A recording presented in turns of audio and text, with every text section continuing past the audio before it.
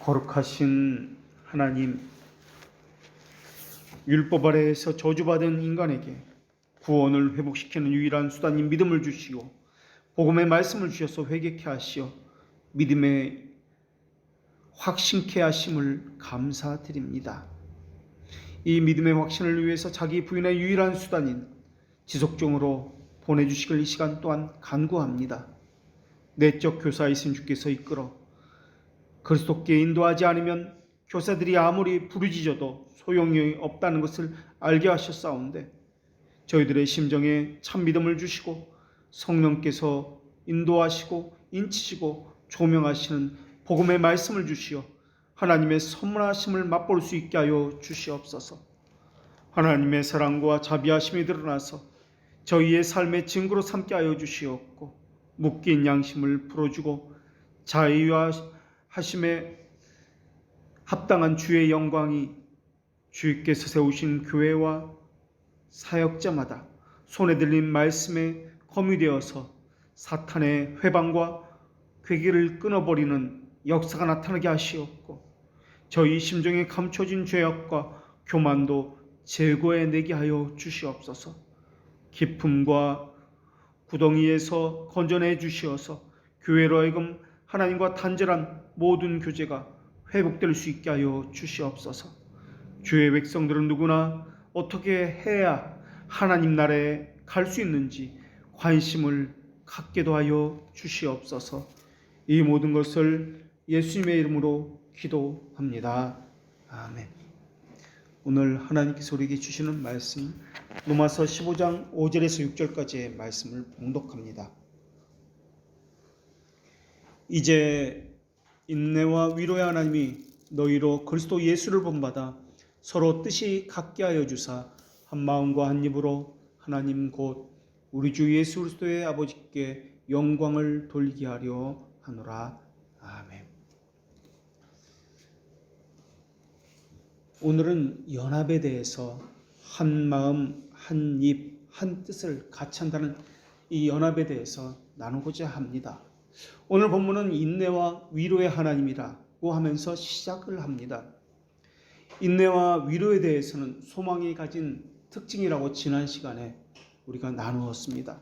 그런데 오늘 본문에서는 하나님께서 인내와 위로시다 그 자체다라고 말씀하고 있습니다.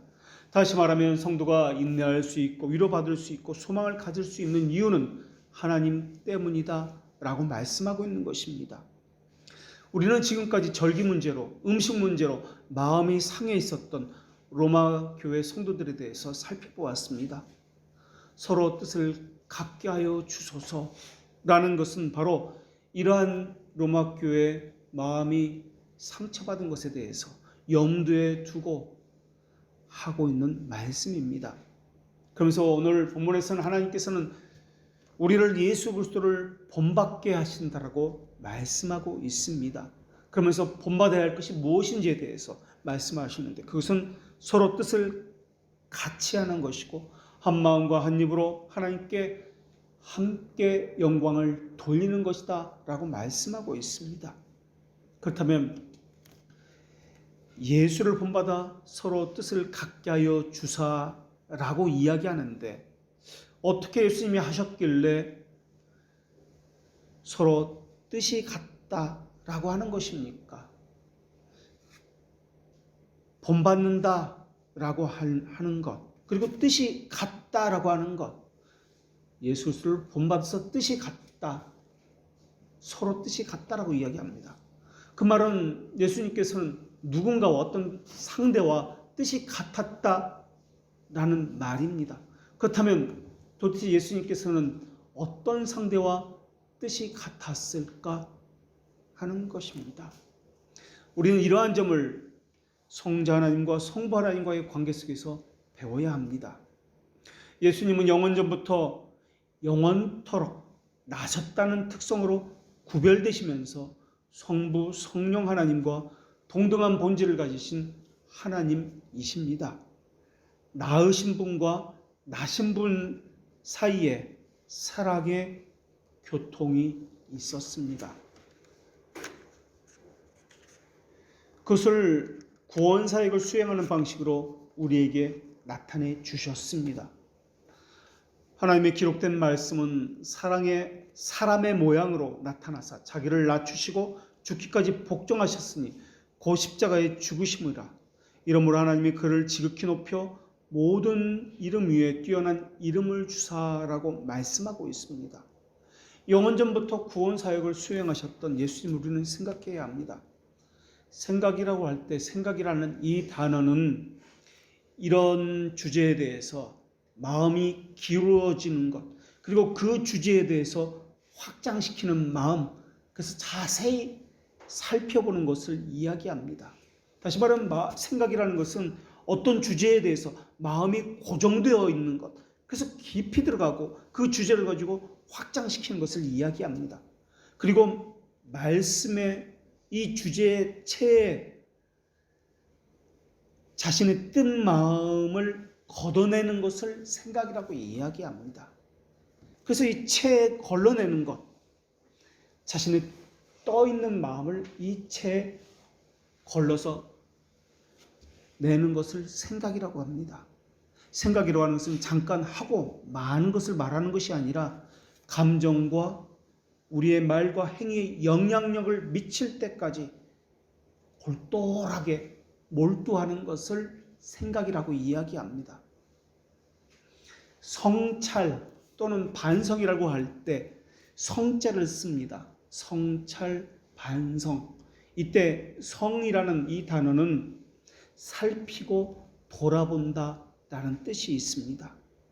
또 과한 것을 덜어낸다 라는 뜻이 있습니다. 돌이키고 살펴보는 것이 반성이라면 과한 것을 덜어내는 것을 생략이다 라고 이야기합니다. 그래서 돌아본다, 살핀다라고 할 때 이 성자를 한자로 보면은 눈목자 위에 소자를 씁니다. 눈을 뜨고 보는데 가늘게 뜨고 주시해서 보는 것을 이 성자라는 단어가 가지고 있습니다. 다시 말하면 잘 살핀다라는 것은 주목해서 보는 것이요, 잘 덜어낸다라는 말입니다. 과한 생각은 덜어내는 것입니다. 뜬 생각은 덜어내는 것입니다.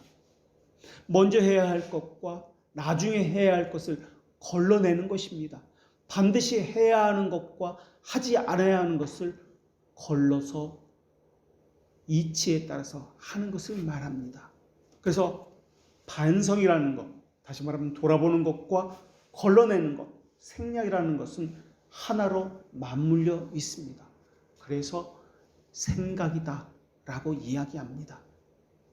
신앙이라고 할 때 우리의 생각과 마음과 뜻이 신앙의 대상을 향하게 되어 있습니다. 이때 그 대상에게 향하지 않은 떠있는 모든 것은 걸러내야 합니다. 조금이라도 방해가 되는 것, 걸림돌이 되는 것, 걸러내야 합니다. 그것을 생각이라고 합니다. 그래서 걸러내어서 알맹이만 남아있을 때 그것이 남게 되면은 이것 외에 다른 것은 관심 밖의 일이 될 것입니다. 그것 외에 그것만으로 가득 채워져 있으면 다른 것은 비집고 들어올 수가 없게 되어 있습니다. 그때서야 비로소 생각한다 라고 할 수가 있습니다. 이런 것이 어떤 것인지에 대해서 위대한 수학자 아르키메데스의 일화가 전해 내려오고 있습니다. 아르키메데스라는 수학자는 기원전 3세기의 사람입니다. 그래서 인류 역사상 위대한 3대 수학자가 있습니다. 뉴턴, 가우스, 그리고 아르키메데스입니다. 이 아르키메데스의 일화는 우리가 잘 알고 있는 것처럼 목욕탕에서 목욕을 하다가 부력의 원리를 골똘히 생각하다가 거기서 목욕탕에서 유레카하면서 벗은 모습으로서 길거리를 뛰어다녔다라는 일화가 있습니다. 이 사람은 시칠리아 시라쿠사 사람이었습니다. 이 아르키메데스는 기원전 213년에 로마인들이 자신의 도시를 공격하는 일이 있었습니다. 사람들은 옆에서 죽어갔습니다. 군인들의 함성 소리와 창칼 소리가 요란하게 퍼지고 있었습니다. 바로 옆에서 사람들이 죽어가는데도 아르키메데스는 그것을 감지하지 못했습니다. 바닥에 선을 긋고 수학적인 공식을 계산하고 연구하느라 땅에다 금을 긋고 있는데도, 그 옆에서 사람들이 죽어나는데도, 요란한 소리가 있는데도 전혀 알아채지 못했습니다. 아르키메데스는 기원전 211년 봄에 바로 그렇게 로마인들에 의해서 약탈당할 때 죽임을 당하게 되었습니다. 아르키메데스는 다른 소리가 전혀 들리지 않았습니다. 자기에게 죽음이 찾아오고 있다는 것도 전혀 몰랐습니다. 자신은 마치 그것과는 상관이 없는 것처럼, 자신은 지금 수학을, 공식을 계산하고 연구해야 하는 것처럼 땅바닥에 선을 그리면서 그것을 계산하고 있었습니다. 이거에 몰두하고 있었습니다. 그 일 때문에 다른 것은 전혀 들어올 수가 없었습니다. 세상 사람도 그러하다면 그리스도의 것이라는 그리스도인은 어떠해야 할지 미루어 짐작해 볼 수가 있습니다. 그리스도인이라는 말은 교회에 출석한다는 의미가 아닙니다. 그리스도의 것이다 라는 의미입니다. 것이라는 것은 법정적 소유만 그런 것이 아닙니다. 생각에 있어서, 감정에 있어서, 행동에 있어서 모든 것이 다 그렇습니다 라는 뜻입니다. 예수님을 생각한다는 말에는 마음의 틀 안에 수많은 것들과 함께 예수님도 함께 그것들과 생각하는 것이 아닙니다. 예수님만 가득 차 있는 것, 다른 것은 그 무엇도 비집고 들어올 수 없는 것, 이것을 예수님을 생각한다라고 이야기합니다. 그러한 상태를 사랑의 충만의 상태라고 이야기합니다. 바로 성부와 성자와 성령의 하나님의 사랑의 관계가 그러한 관계였습니다. 돈을 사랑한다고 하면서 하나님을 사랑하고, 하나님 사랑하면서 돈을 사랑하고, 이러한 것은 있을 수가 없습니다. 다른 것이 끼어들을 수 없기 때문에 그렇습니다. 만약에 그러한 것이 있다면 그것은 사랑이 아닐 것입니다. 내 마음을 다하고 목숨을 다하고 뜻을 다하여 주 너의 하나님을 사랑하라. 이것이 바로 그런 의미입니다. 이것이 그리스도인의 사랑의 생각의 법입니다.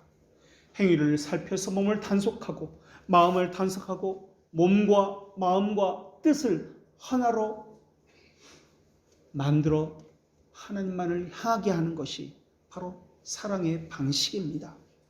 하나님의 진리로만 똘똘 뭉쳐서 그 무엇도 다른 것은 비집고 들어올 수 없는 그러한 상태. 나와 하나님과의 관계도 그러하지만 나와 너의 관계, 우리의 관계도 그래야 합니다. 한 마음과 한 입으로 한 뜻을 가지고 그때서야 그것을 가졌다라고 이야기할 수 있습니다.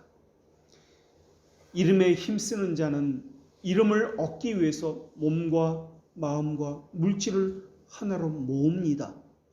재물에 힘쓰는 자는 재물을 얻기 위해서 몸과 마음과 심지어 재물까지 다 거기에 하나로 모읍니다. 그러나 옛말에는 재물에 힘쓰는 자는 자손을 죽일 것이요 라고 이야기합니다. 그 후손을 죽인다라고 이야기했습니다. 그 심정에는 길고 잔잔한 여운, 여백, 여유이라는 것이 없을 것입니다. 그의 심정에는 재물로 가득 채워져 있어서 다른 것이 들어올 수 없기 때문에 그렇습니다. 그러나 그리스도인은 하나님 앞에서 그리스도의 향기다라고 말씀해 주셨습니다. 맑은 울림이 퍼져나오고 오래 사용되었던 이 찻잔에 배어있는 이 녹차잎의 향기처럼 마음의 울림, 얼굴의 표정, 말의 품새, 생각의 깊이, 이런 것에 있어서 그리스도의 그 성품들이 배어져 있기 때문에 거기서 저절로 나오는 것을 이야기합니다. 사실 운동을 할 때 이렇게 해야 한다는 것을 알아도 몸이 따라지지 않는 경우가 많이 있습니다. 물론 신앙생활도 마찬가지로 생각하는 것과 몸이 따라주는 것은 다를지도 모르겠습니다. 또 지금까지 익숙해 왔던 것과는 달라서 섬기는 것이나 다른 사람을 나보다 높이는 것이나 이러한 일들 하나하나가 어색할 수도 있고 익숙하지 않을 수도 있습니다. 그러나 하나님께서는 자기가 깨달은 마음으로 5마디 말을 하는 것이, 깨달은 말 5마디 하는 것이 1만 마디 방언하는 것보다 더 낫다라고 말씀해 주셨습니다. 내가 깨달은 것, 내가 말을 합니다. 그런데 그것 가지고 다른 사람을 섬기는 것도 여간 불편하고 어색한 것이 아닙니다. 왜 그렇습니까? 다른 사람을 의식하기 때문에 그런 것 아니겠습니까? 하나님보다도 다른 사람이 이 안에 들어와 있기 때문에 그런 것 아니겠습니까? 의식한다는 것은 잘 보이려는 마음, 자기를 포장해서 감추려는 마음이 있기 때문 아닐까요? 사랑하게 되면은 감추려고 해도 감출 수가 없고 티가 나게 되어 있습니다. 얼굴에서, 몸짓에서, 생각하고 배려하는 것에서 티가 나게 되어 있습니다. 옛말에 군자는 먼저 가리고 나서 사귀고 소유는 우선 사귀고 나서 그 뒤에 가리고 택한다라는 말이 있습니다. 또 군자는 허물이 적고 소유는 원망이 많다라고 했습니다. 그러나 평범함과 비범함의 차이는 그칠 짓자 이 단어 하나에 달려있다라고 이야기합니다. 무엇을 멈출 것인가? 어디서 멈출 것인가? 어디서 무엇을 계속 진행할 것인가의 차이가 비범함과 평범의 차이다라고 했습니다. 하나님의 형상으로 중생을 받은 신자는 하나님을 아는 바른 지식 가운데 점점 자신을 갖추어 나가게 되어 있습니다. 그래서 하나님의 지식의 울타리 안에 들어와 있습니다. 그리고 그것을 벗어나면 그쳐야 한다는 것과 또한 하나님의 지식 안에 있으면 그것을 계속해서 진행해 나가야 한다는 것을 잘 알고 있습니다. 그러나 우리는 예수님을 안다고 할 때도 예수님이 어떤 분인지 배우고 연구하는 것으로는 부족하다라는 것을 알고 있습니다. 이러저러한 주제에 대해서 확장해 나가는 사유도 필요합니다. 그리고 그것이 오래 지속되어지면은 마치 텀블러에 커피 향이 배어 있고 커피색으로 텀블러 안이 그렇게 되어 있는 것처럼 자신의 삶에서 그리스도의 향이 배어져 나와야만 합니다. 어거스틴은 사랑받는 것에는 4가지 종류의 것이 있다고 이야기합니다. 첫째는 우리의 위에 있는 것을 사랑한다라고 이야기합니다. 둘째는 우리 자신을 사랑하고, 셋째는 자기와 같은 그러한 수준에 있는 것을 사랑하고, 네 번째는 자기보다 아래에 있는 것을 사랑한다라고 이야기합니다. 그러나 둘째인 우리 자신과 그리고 넷째인 자기 아래에 있는 것을 사랑하는 것은 가르칠 필요가 없다라고 이야기했습니다. 왜냐하면 누구든지 가르치지 않아도 자신과 자기 아래에 있는 것을 사랑하기 때문이라고 이야기합니다. 진리에서 멀리 떨어져 있어도 자기 자신을 사랑할 것이 사람의 본성입니다. 또 자기 아래에 있는 그러한 사람을 사랑하는 것이 사람의 본성이기 때문에 그렇습니다. 가르쳐주지 않아도 본성적으로 행하기 때문에 그렇습니다. 그러나 반드시 알아야 할 사랑이 있습니다. 모든 사랑의 근원이신 만물의 주관자이시고 불변하시고 근원적인 하나님의 사랑을 떠나서는 그 어떤 사랑도 어긋난 사랑이기 때문에 그렇습니다. 하나님을 먼저 사랑해야 한다는 말은 다른 것을 사랑할 때 하나님 중심으로 해야 한다는 말입니다. 존재하는 모든 것은 근원이신 하나님으로부터 받은 것입니다. 그것으로부터 시작되지 않는 그 어떤 것은 왜곡된 것이고 거짓된 것이기 때문에 그렇습니다. 하나님께서 주시는 사랑으로 역사하는 믿음으로 시작되었다면 그 영혼은 하나님으로부터 온 사랑을 받는 것은 물론이고 하나님으로 말미암는 사랑을 하는 것은 물론이고 하나님을 향한 사랑을 하도록 되어 있습니다. 성자와 성부는 서로 사랑하고 있었습니다. 성자와 성부는 한 분이 또 다른 분 안에서 서로 사랑하고 있었습니다. 성부는 성자와 함께 있었고 성자는 성부와 함께 있었습니다. 성령은 그 두 분 안에 있었고 그 두 분과 함께 있었습니다. 그래서 하나님께서는 하나님의 말씀으로 기록된 계시는 이렇게 말씀하십니다. 태초에 말씀이 계시니라. 이 말씀이 하나님과 함께 계셨으니 한 분은 또 다른 분을 영화롭게 하셨습니다. 성부는 성자를 영화롭게 했고 성자는 성부를 영화롭게 했습니다. 성령은 성부와 성자 모두를 영화롭게 했습니다. 그래서 성자께서 이루어놓으신 구속에 대해서 성령 하나님은 이렇게 기록해 주셨습니다. 아버지여, 창세전에 내가 아버지와 함께 가졌던 영화로서 지금도 아버지와 함께 나를 영화롭게 하옵소서. 한 분은 또 다른 분 안에서 기뻐하셨습니다. 성자는 성부 안에서 기뻐하셨고 성부는 성자 안에서 기뻐하셨습니다. 성령은 그 두 분 안에서 모두 안에서 기뻐하셨습니다. 구별된 새 특성으로 동일 본질이신 하나님은 하나님의 말씀을 이렇게 기록하셨습니다. 내가 그 곁에 있어서 창조자가 되어 날마다 그의 기뻐하신 바가 되었으며 항상 그 앞에서 즐거워하였으며.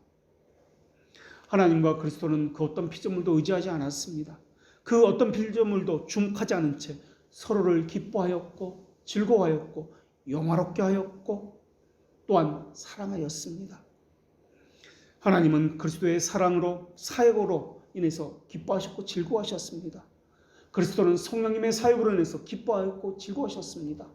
그리스도는 하나님께서 행하신 사역을 보고 기뻐하였고 즐거워하였습니다. 잠언 기자는 그래서 하나님의 말씀을 이렇게 기록해 놓았습니다. 사람이 거처할 땅에서 즐거워하며 인자들을 기뻐하였느니라. 하나님은 이사야 선지자를 통해서는 이렇게 말씀하셨습니다. 내 아들들을 먼 곳에서 이끌어 내 딸들을 땅끝에서 오게 하며 내 이름으로 불러지는 모든 자 곧 내가 내 영광을 위하여 창조한 자들을 오게 하라. 내가 그들을 지었고 그를 내가 만들었느니라.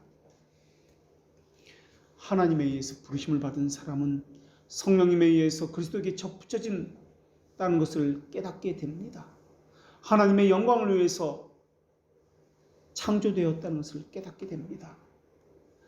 사람이 사는 존재하는 이유가 바로 그것입니다. 공부하는 이유도 그것이며 밥을 먹는 것도 하나님의 영광과 관련되어지며 일을 하는 것도 그것입니다. 하나님 안에서 이루어지지 않은 모든 것은 악한 것입니다. 그것은 존재를 역행하는 것이고 존재 자체를 사람됨을 벗어 던지는 것입니다. 하나님이 거룩하니 내가 거룩하니 너희도 거룩하라고 말씀하셨는데 하나님의 형상대로 지음받았기 때문에 생기는 삶의 변화입니다. 자신을 하나님께 드리는 삶, 이것이 그리스도인의 삶입니다. 자기 보기에 좋은 대로 하는 것이 아닙니다. 이것이 우선적으로 큰 범위에서 모두가 함께 한다는 의미입니다. 하나님이 사랑하셨고 기뻐하셨고 삼위 하나님께서 영화롭게 하셨기 때문에 그의 형상대로 지음받은 사람도 하나님과 연결되어서 하나님을 기뻐하고 사랑하고 영화롭게 하는 것, 이것이 함께 한다라는 의미입니다. 서로 한 마음 한 뜻, 이것은 나 혼자만이라는 개념이 아닙니다. 하나님과의 관계 속에서 생각하라라는 말입니다. 그런데 사람은 자기를 중심으로 생각을 하고 자기를 중심으로 바라봅니다. 작은 원을 그려놓고 이것이 세상의 전부라고 생각합니다. 은혜가 사라지게 되면 그 원은 점점 더 쪼그라듭니다. 그것을 전부라고 생각해서 자기 중심으로 점점 좁혀지고 오그라듭니다. 그러나 그리스도인은 남이 뺏지 못할 뜻을 가지고 사는 사람들입니다. 물론 어떤 이는 남이 빼앗지 못할 뜻이 없는 것을 부끄러워하지 않습니다. 오히려 자신의 이름이 다른 사람에게 무시되는 것을 부끄러워합니다. 자신의 이름이 나지 않는 것을 오히려 부끄러워합니다. 그러나 우리는 탄식하고 슬퍼해야 할 일이 따로 있습니다. 돈이 없고 병들고 자신의 이름이 나지 않는 것을 부끄러워하고 탄식하고 슬퍼할 일이 아니라 뜻이 없는 것, 뜻이 있어도 그 뜻대로 살지 못하는 것을 슬퍼하고 탄식해야 합니다. 거기에 부끄러워할 줄 모르는 것과 죽어서도 빼앗을 수 없는 그리스도인이라는 이름을 더럽히는 것이 있습니다.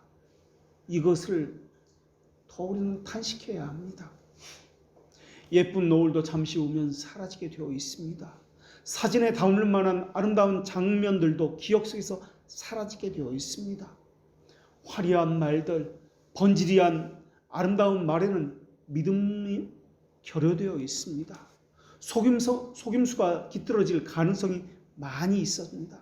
그러한 것처럼 원숭이가 뛰는 것 같은 진중하지 못한 생각들이 우리 안에는 너무나 많이 뜬 상태에서 떠돌아다니고 있습니다. 그리스도인의 향기라는 말은 제자리를 떠나지 않은 마음입니다.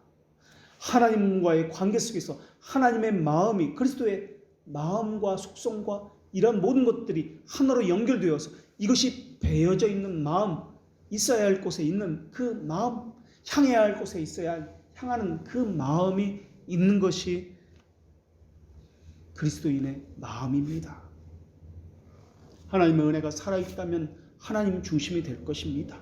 생각의 움직임의 범주도 하나님 안에서 움직여서 우주 속에서 지구 속에서 모든 천하 만물 속에서 자신을 바라보는 것처럼 바라보게 될 것입니다. 그때 자기는 어디에도 보이지 않습니다. 조그만 점보다도 더 적게 보이게 될 것입니다. 성경에는 한 단어 한 단어 몇 마디 속에 이러한 의미를 담고 있는 단어들이 있습니다. 찬송, 영광, 은혜와 같은 이러한 단어들입니다. 찬송은 말이나 행동, 몸짓을 표현함으로써 하나님을 향하게 되어 있습니다. 찬송에는 경외감이 있습니다. 높이는 마음이 있습니다. 강렬한 사모함을 담고 있는 단어가 찬송이라는 단어입니다. 영광이라는 단어는 영광의 실체에 맞닿아 있는 그러한 단어입니다. 모든 것의 생명이라는 근원이라는 존재의 본질이라는 이것을 향하고 있다는 것이 영광이라는 단어입니다. 가장 위험 넘치는 것을 말할 때 하나님의 영광이라고 이야기합니다. 성경에서는 그것을 그리스도의 은혜의 영광이다 라고 말씀하고 있습니다. 그때 영광은 하나님의 본질로서 가장 은혜롭고 자비로운 것을 이야기합니다. 그리고 이 모든 것을 삼위 하나님의 사랑을 묘사한 말로 우리에게 계시되어 나타났습니다. 긍휼과 은혜는 사랑 안에서 서로 만납니다. 긍휼은 비참한 자를 도우고 그 긍휼을 비참한 자를 도울 때 나타나는 그 긍휼을 사랑이라고 이야기합니다. 은혜는 선한 것을 아무 공로가 없는 자들에게 값없이 베풀어 주는 것, 이것을 은혜라고 이야기하는데 이것을 베풀어 줄 때 사랑이라고 이야기합니다. 하나님 자신의 영광을 그리스도를 통해서 베풀어 주실 때 그리스도의 은혜의 영광이다 라고 이야기합니다. 하나님의 영광은 하늘에도 나타났지만 이 땅에서도 나타났습니다. 하나님의 사랑은 하늘에서도 나타났지만 이 땅에서도 나타났습니다. 그것이 바로 성도들의 모임인 교회입니다. 그래서 교회는 하나님의 영광이 나타나는 곳이고 교회는 하나님의 사랑이 나타나는 곳이고 하나님의 기뻐하심이 나타나는 곳입니다. 하나님에게는 모약과 명철이 있었습니다. 모략은 하나님의 은혜의 풍성함과 하나님의 정의의 영광을 서로에게 화해하게 하는 영광일 모략이다라고 이야기합니다. 명철은 하나님의 백성을 택하시고 그들을 구원해내시는 계획을 행하는 데 나타나는 하나님의 영광을 명철이다라고 이야기합니다. 이러한 모든 영광을 교회를 통해서 나타나게 하셨습니다. 그래서 교회라는 곳에는 내 것이라는 개념이 없습니다. 내 몸이라고 할 때도 내 것이라는 개념이 아닙니다. 내 감정, 내 마음이라고 하더라도 이것은 내 것이 아닙니다. 하나님의 백성이라면 그리스도인이라고 불려져야 하는데 이것은 내 것이라는 개념이 아닙니다. 하나님의 영광과 하나님의 기뻐하심과 하나님의 사랑과 하나님의 형상과 맞대어 있습니다. 하늘의 영광과 하늘의 기쁨과 하늘의 영화로움과 다 맞대어 있습니다. 라는 개념입니다. 지식은 물론이고 감정도 자기를 위해서 사용할 수가 없습니다. 하늘에 맞대어져 있기 때문에 그렇습니다. 참된 신자는 모두가 하나님의 소유입니다. 동시에 그리스도도 모든 참된 성도의 소유이십니다. 서로가 서로에게 소유가 되십니다. 그래서 하나님은 이렇게 말씀하셨습니다. 내 사랑하는 자는 내게 속하였고 나는 그에게 속하였느니라. 서로가 서로에게 속하여서 맞대어 있기 때문에 그렇습니다. 성부께서 성자께 하나님의 백성을 주셨습니다. 그래서 예수님도 이렇게 말씀하셨습니다. 그들은 아버지의 것이었사온데 내게 주셨으며, 성부께서 또 하나님의 자녀에게 성자 예수님을 주셨습니다. 그래서 그들은 이렇게 고백합니다. 이는 하나님이 우리에게 낳고 한 아들을 우리에게 주신 바 되었는데 그를 만물 위에 교회의 머리로 삼으셨느니라. 또 그리스도는 하나님의 자녀를 아버지 하나님께 드렸습니다. 그래서 예수님은 이렇게 기록하셨습니다. 죽임을 당하사 사람들의 피로 사서 하나님께 드리시고. 이전의 신자는 사탄의 권세 아래 놓여 있습니다. 그래서 자기 보기에 좋은 대로 행했고 올무에 걸린 상태로 사탄의 뜻에 지배되는 포로로 잡혀 살고 있었습니다. 그러나 예수님께서 죽으심으로 마귀를 정복하고 결박하셨습니다. 그래서 택자들을 사탄의 권세에서 하나님의 나라로 옮겨주셨습니다. 그래서 예수님은 그러한 것을 이렇게 말씀해 주셨습니다. 죽음을 통하여 죽음의 세력을 잡은 자 곧 마귀를 멸하시며 또 죽기를 무서워함으로 한평생 매여 종노릇하는 모든 자를 놓아주려 하심이니. 약속이라는 개념, 혼이라는 개념 속에 이것이 우리에게 언약으로 나타났습니다. 그래서 언약을 맺어서 상호 복종이라는 방식으로 서로를 소유하게 되었습니다. 바로 하늘과 교회의 관계, 그리스도와 교회의 관계가 그러합니다. 내게 맹세하여 언약하여 너를 내게 속하게 하였느니라. 나 주 여호와의 말이니라. 에스겔 선지자를 통해서 주신 말씀입니다. 하나님께서는 호세아 선지자를 통해서 내가 네게 장가들어 영원히 살되라고도 말씀해 주셨습니다. 성부께서 은총과 긍휼히 여김으로 그들을 사셨다라고도 또한 말씀해 주셨습니다. 또 하나님은 진실함으로 내가 네게 장가 들리니 라고도 말씀해 주셨습니다. 하나님의 언약의 특징은 자비로움, 사랑, 호의, 양선과 같은 것입니다. 진리 안에 살고자 하는 마음을 갖게 할 것이며 결코 내가 너를 떠나지 아니하리라, 버리지 않겠다는 뜻도 이 언약에는 담겨 있습니다. 그것으로 내가 여호와를 알리라 라고도 말씀해 주셨습니다. 하나님은 우리의 지각을 밝히시고 그리스도를 우리에게 나타내 주셨고 우리로 하여금 그리스도를 아름다운 것을 보게 하셨습니다. 그래서 신자는 어떤 의심도 없이 온 마음을 다하여 뜻을 다하여 힘을 다하여 참되게 하나님을 사랑하고 순종합니다. 하나님은 또 이렇게 말씀해 주셨습니다. 한 사람은 이르기를 나는 여호와께 속하였다 할 것이며 또 다른 사람은 자기가 여호와께 속하였음을 그의 손으로 기록하였고 라고 말씀하셨습니다. 서로에게 속해 있습니다. 하나님은 우리에게 속해 있고 우리는 하나님에게 속해 있습니다.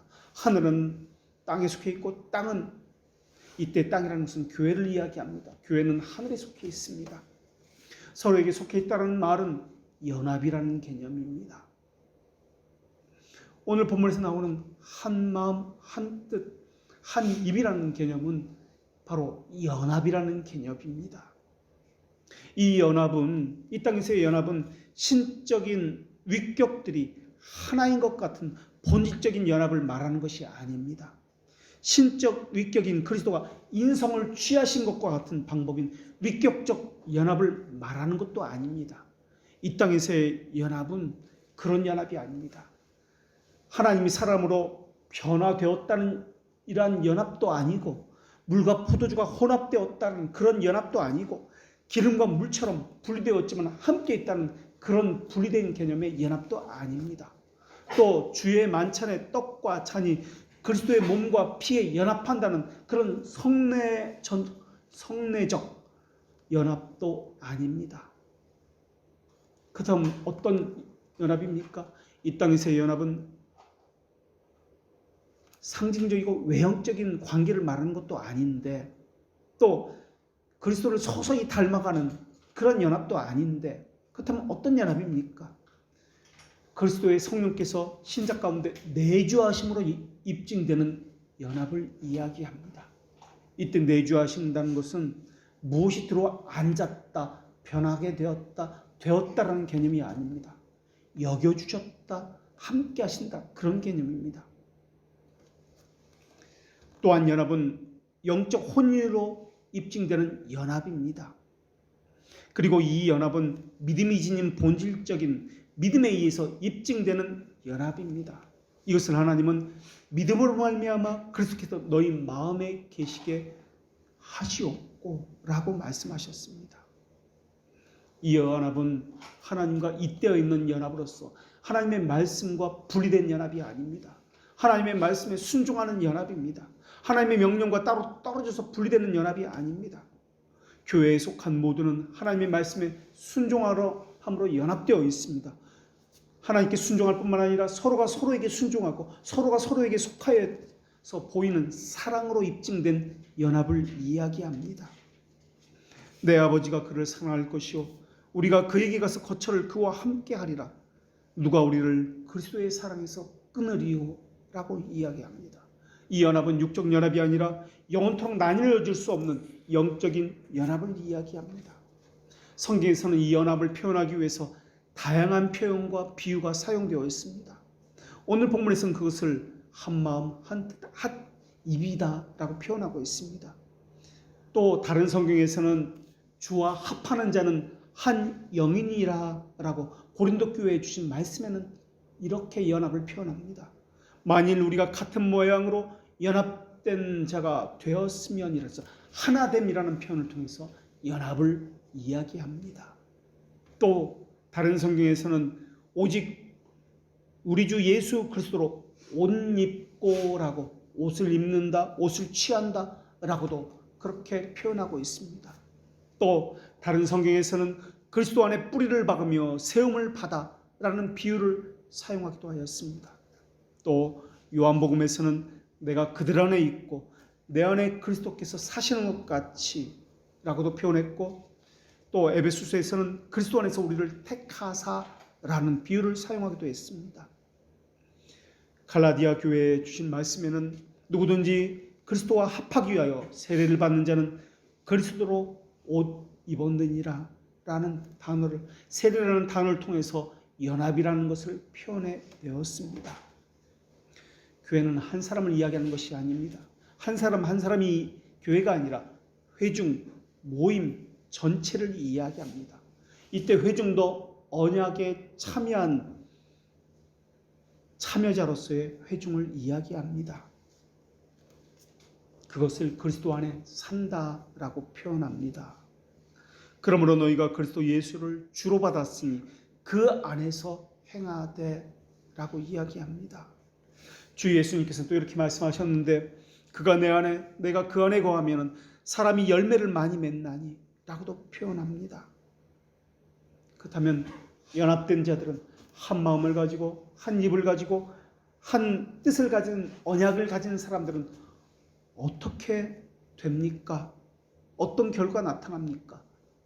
라고 묻는다면 그들은 연합의 결과는 반드시 교제로 이어집니다. 라고 말할 수 있습니다. 교제는 관계 실행을 이야기합니다. 이 교제는 사람과 사람 사이에 혈연지연으로 이루어진 인간적 교제를 말하지 않습니다. 주 안에서 다시 말하면 연합된 교제입니다. 거룩한 이름 앞에 서약한 이들의 모임입니다. 하늘에 잇대어 있다는 것을 잊어버리면 우리는 교회에서도 형님, 동생, 언니, 동생하면서 살게 되어 있습니다. 세속적인 신자는 하늘에 관심이 없기 때문에 그렇습니다. 오직 하늘에서 주시는 복락에만 관심이 있기 때문에 그렇습니다. 하늘과의 관계는 무시하고 이 땅에서의 관계만 중시하기 때문에 그렇습니다. 형식적인 신자는 그리스도에 관련해서 그리스도는 무시해버립니다. 하나님으로부터 내려온 이 명령, 계명, 잇대어 있는 이 끈, 이것은 무시해버립니다. 그러다 보니까 교회의 질서를 깨트려버립니다. 자기만 생각합니다. 믿음의 하나됨을 찢어놓습니다. 그들은 항상 믿음의 견고함을 깨트려놓고 믿음의 성장을 방해합니다. 성도가 서로 교제한다는 말은 연합되어 있습니다. 하나님과 사귐이 있습니다. 하나님의 말씀에 순종합니다. 모두가 서로가 서로에게 잇대어 있습니다. 라는 말입니다. 그래서 하나님께서는 이 말씀을 너희로 우리와 사귐이 있게 하려 함이니 우리의 사귐은 아버지와 그의 아들 예수 그리스도와 더불어 누림이다 라고 말씀하셨습니다. 너희를 불러 그의 아들 그리스도 예수와 우리 주와 더불어 교제하시는 이는 하나님이시니 하나님을 미쁘시도다 라고도 말씀해 주셨습니다. 우리가 떼는 떡은 그리스도의 몸에 참여함이니 라고도 말씀해 주셨습니다. 우리는 나 혼자가 아닙니다.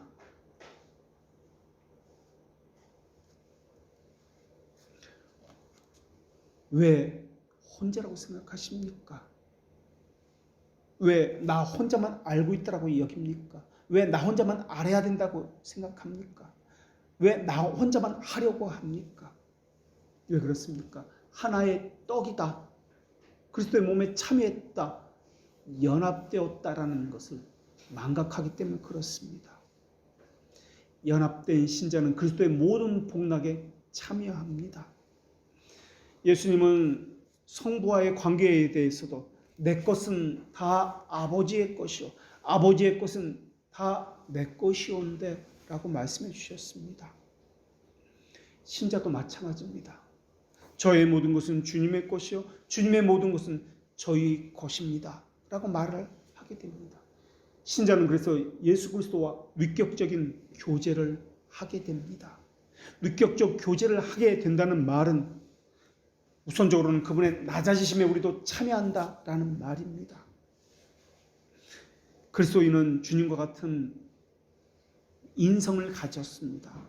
하나님의 자녀라는 지위에서 함께 교제합니다. 그래서 주님의 고난과 관계를 하기 때문에 그 고난에도 동참합니다.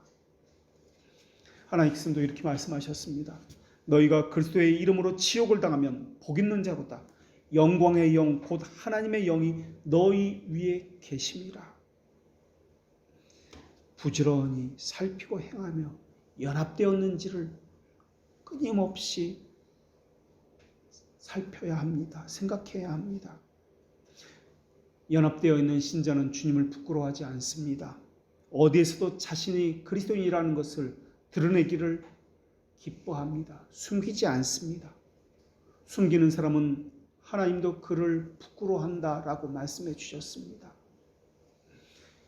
한 가족의 구성원으로서 교제하는 것은 신자에게 가장 큰 기쁨이기 때문에 그렇습니다. 그래서 예수님은 교회와 교제하기를 기뻐하십니다.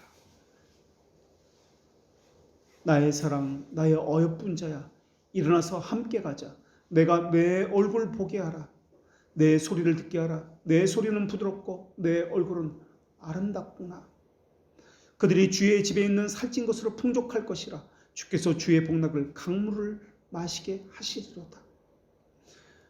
모세가 시내산에서 하나님과 교제한 후에 얼굴에 광채가 난 것처럼 주님과 교제하는 신자들의 얼굴에도 거룩한 광채가 날 것입니다. 더군다나 주님과 교제하게 되면은 세상의 모든 멸시는 견딜 수 있지만 하나님의 거룩한 이름이 멸시받는 것은 견딜 수 없게 되어 있습니다. 극심한 가난도 견딜 수 있지만 믿음의 가난함에 대해서는 견딜 수 없게 되어 있습니다. 신자가 극심한 가난을 견딜 수 있는 이유는 믿음의 부요함을 바라보기 때문에 그렇습니다. 주님은 부요하신 이로서 우리를 위해서 가난하게 되신 분이십니다. 그분의 가난하심으로 우리는 믿음의 부요함을 얻기 때문에 그렇습니다. 그리스도인은 핍박과 고난을 두려워하지 않습니다. 왜냐하면 우리가 받는 박해를 하나님께서는 박해로 여기시지 아니하고 하나님의 영광이다 여기시기 때문에 그렇습니다. 그리스도인은 사망에 대해서도 죽음에 대해서도 두려워하지 않습니다. 왜냐하면 예수님은 나는 부활이요 생명이니 나를 믿는 자는 죽어도 살겠고 라는 말씀을 통해서 이것이 진리임을 확신하기 때문에 그렇습니다. 신자는 그래서 주 예수 그리스도를 항상 바라보고 항상 생각을 합니다. 그분의 아름다우심과 합당하심과 또한 사랑스러움을 바라봅니다. 그래서 택함받은 주의 백성은 자원하여 자신을 대성물로 내주신 평화의 은혼하신 그분을 깊이 성찰하게 됩니다. 성찰이라는 말은 들떠있는 것, 아집, 독선, 편견 이런 것을 다 버리는 것입니다. 그리고 참 나를 바라보는 것입니다. 그리스도인은 성찰을 통해서 왜 하나님이 사람의 옷을 입고 이 땅에 오셨는지 생각하게 됩니다.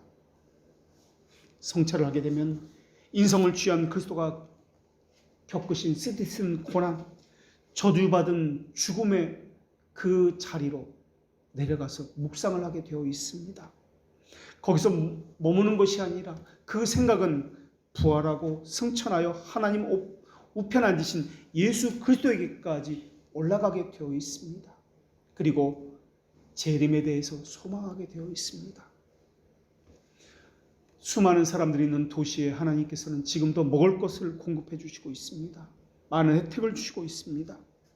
하나님은 적절한 때 해를 보내시고 빛을 주시어 밝음을 낮이라 칭하셨고 그래서 낮에는 일을 하게 하셨고 어둠을 방음이라 칭하셔서 쉼과 잠을 주시는 분이 하나님이십니다. 하나님이 어떤 분인지 아는 것이 그리스도인입니다. 수많은 사람들이 헛소리에 현혹되어서 이리저리 마음이 몰려가고 이리저리 몸도 끌려가고 있습니다. 그러나 그리스도의 마음은 그렇게 끌려다니지 않습니다. 항상 같은 자리에서 주를 부여잡고 있습니다. 주를 부여잡고 있다는 이 점에서 한 마음 한 뜻이라고 이야기합니다. 모두가 하나님의 영광을 위해서 삶을 산다는 뜻에서 한 마음 한 뜻을 가졌다라고 이야기합니다.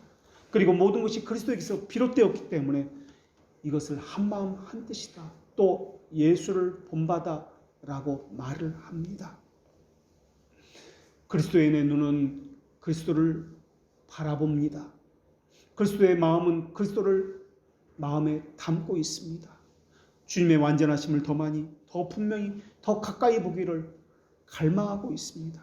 그런 관조적인 생각, 묵상 속에서 즐거움을 누리며 사랑으로 불타오르기를 원하는 것이 그리스도인입니다. 기쁨 가운데 주님을 받아들입니다. 기쁨 가운데서 주님을 높이고 찬양합니다. 신자는 그렇게 예수님을 바라봅니다. 주님을 바라보는 자는 예수님의 사랑을 받은 자로서 또 예수님에게 자신의 사랑을 보여주고자 마음이 불타오릅니다. 하나님부터 사랑을 받았기 때문에 하나님을 향한 사랑이 이어져 있어서 다시 올려드기를 원하는 것입니다. 내 누이 내 신부야, 내가 내 마음을 뺏었구나. 내 눈으로 한 번 보는 것과 내 목의 굿을 함께 물어 내 마음을 빼앗아 갔구나 라고 하나님께서 말씀해 주셨습니다. 자신의 소유이신 신랑 되신 예수님을 바라보며 사랑하는 마음으로 예수님에게 나아갑니다. 사랑하는 이에게는 주목하는 것이 일어납니다. 다른 것은 보이지 않는 것이 일어납니다. 주님을 바라보면서 그분만 생각하는 것이 그 안에 가득 채워집니다. 교제는 사랑 안에서 서로를 바라보는 것을 교제라고 이야기합니다.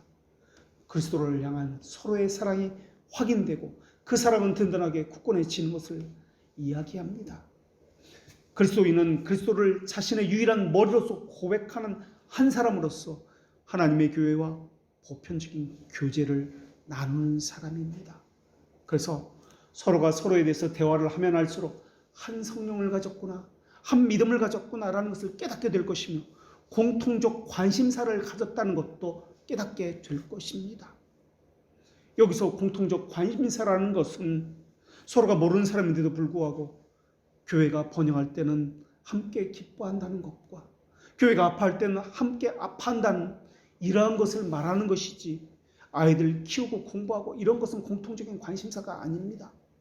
그래서 그리스도인들은 교회를 위해서 함께 기도하고 함께 교회로 말미암아 감사합니다.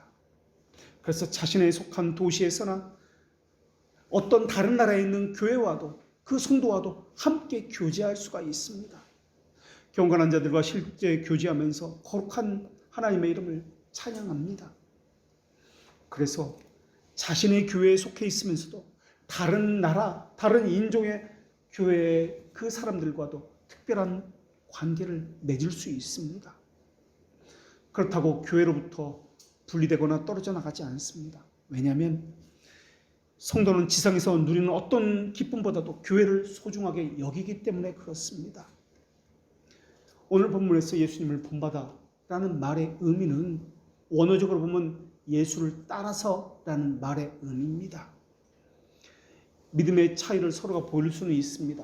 그러나 예수님을 따라간다는 점에 있어서는, 예수님을 바라본다는 점에 있어서는 그 누구도 동일합니다.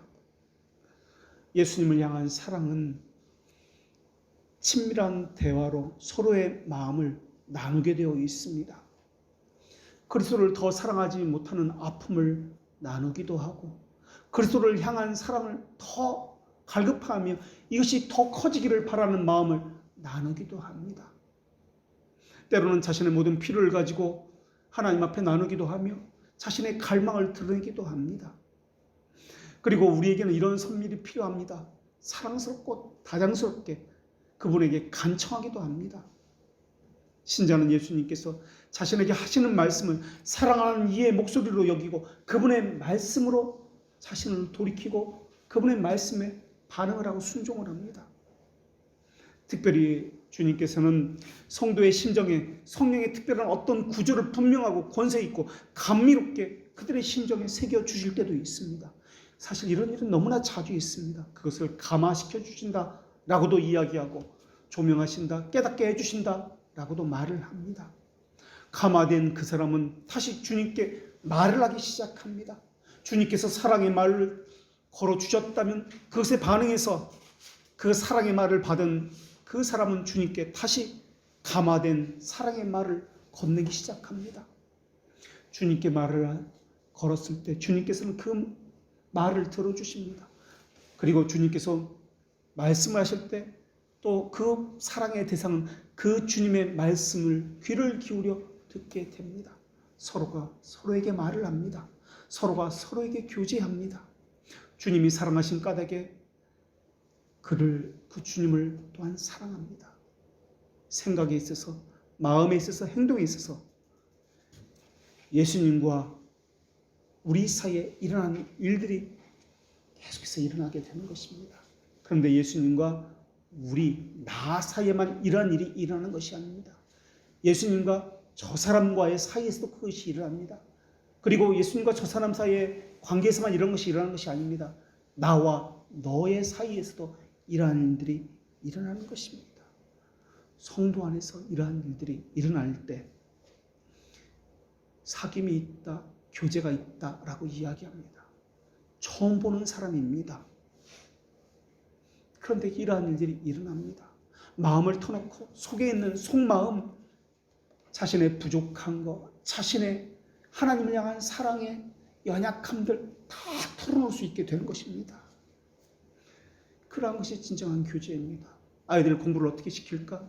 혈연, 지연을 따지는 것, 이거는 교제가 아니라 세상 사람들의 방식일 뿐입니다.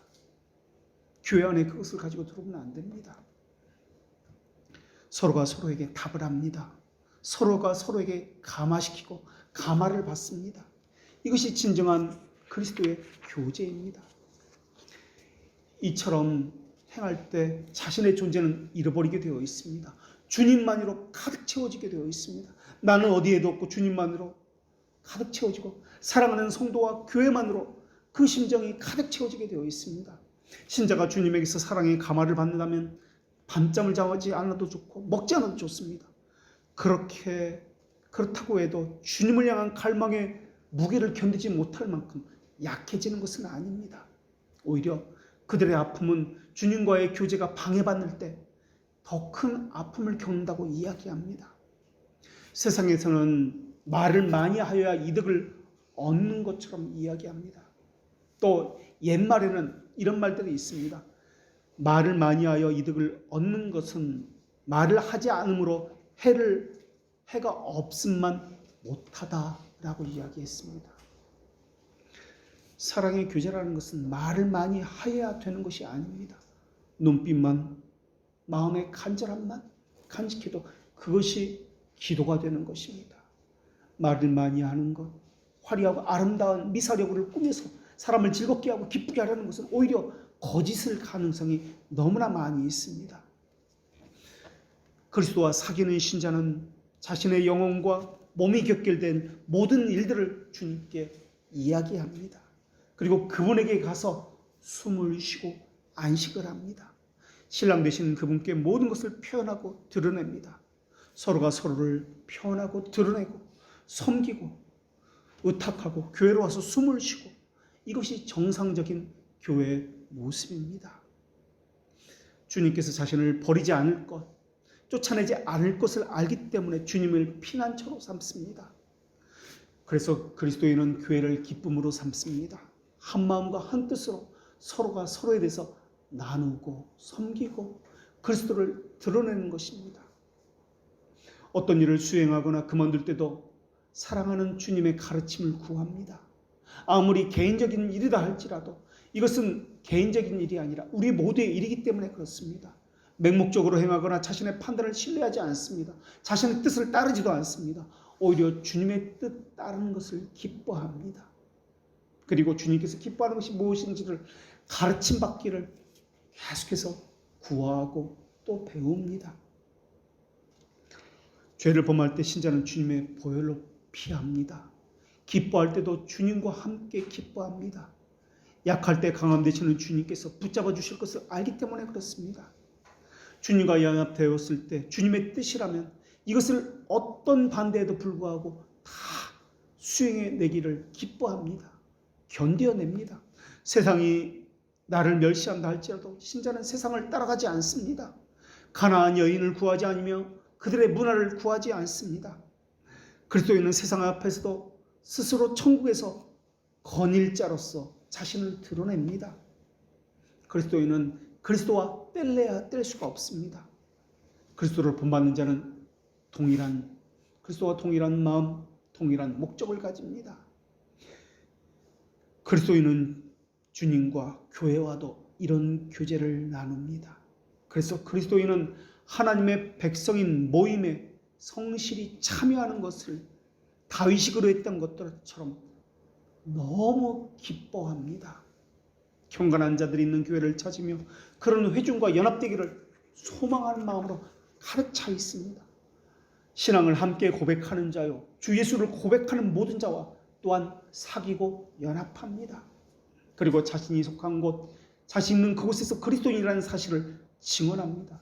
혼자 있을 때나 일하는 현장에서나 언제 어디서나 이 사실을 증언합니다. 그리스도를 모르는 사람과는 함께 있기가 힘듭니다.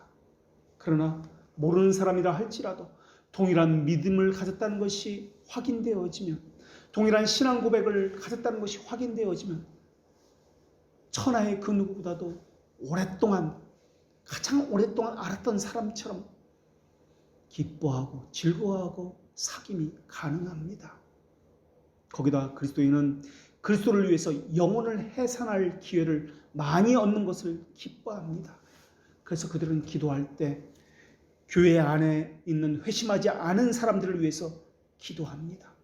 동시에 교회 밖에 영혼들의 구원을 위해서 동시에 기도합니다. 신자들은 믿음의 크기와는 상관없이 성부, 성자, 성령 하나님과 교제를 합니다. 동시에 교회의 지체들과 더불어서 교제를 하고 교회와 더불어 교제를 합니다. 그리고 우리의 유일하신 머리이신 그리스도를 공적으로 고백합니다. 그리고 이러한 방식으로 세상에서도 회중 가운데 자신이 누구인지를 드러냅니다. 한 분이신 성령 안에서 하나가 되어 찬송을 합니다. 하나님의 이름을 함께 부릅니다. 하나님의 종들의 입을 통해서 나오는 하나님의 말씀을 함께 듣습니다. 그러한 모임 가운데 주시겠다고 약속하신 복락을 함께 사모하고 함께 기다리며 고대합니다. 이것이 바로 예수 그리스도를 본받은 자들의 모습입니다. 기도하겠습니다. 거룩하신 하나님, 불신자의 부활에 대해서 생각할 때마다 정의의 하나님께서 은혜와 자비는 제거하시고 영벌과 심판에 관한 것을 행하신다는 것을 저희들은 배워서 알고 있습니다. 그 대상이 혹시 저희들이 아닌지요? 혹시 이 가운데 있는 일 가운데 하나는 아닌지요? 말씀으로 대적할 수 있는 무기를 주님께서 주셨사오니 폭군의 변덕과 같은 저희의 마음을 말씀으로 살피게 하시옵고 깊은 가운데 있는 하나님의 지혜를 얻게 하여 주시어서 깊이 생각하고 성찰하고 들떠있는 생각들은 제거해내게 주시옵고 한 마음과 한 뜻으로 교회가 하나님의 연합함을 드러내게 하여 주시옵소서. 저희들끼리도 서로가 연합하여서 한 믿음을 가지고 그리스도만을 바라보게 하시옵고 하나님의 영광을 위한 자태를 갖게 하여 주시옵소서. 성부, 성자, 성령 하나님께서 하늘에서 서로 사랑하셨고 서로 영화롭게 하셨고 기뻐하셨던 것처럼 이 땅에 세워진 교회에서도 교회가 교회를 또한 지체가 지체를 그렇게 기뻐하고 사랑하고 영화롭게 하게 하여 주시옵소서. 모든 자비의 근원이시며 사랑의 근원이신 예수 그리스도의 이름으로 기도합니다. 아멘.